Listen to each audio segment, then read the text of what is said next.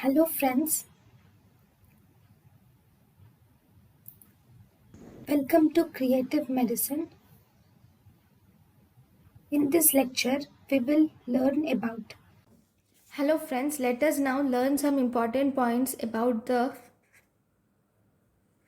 doxylamine and vitamin B6 action.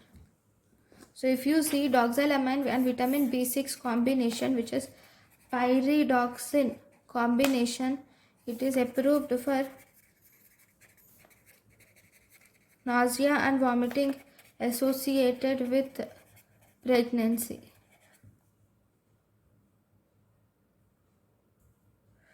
So thank you for watching. Thank you and thank you for watching.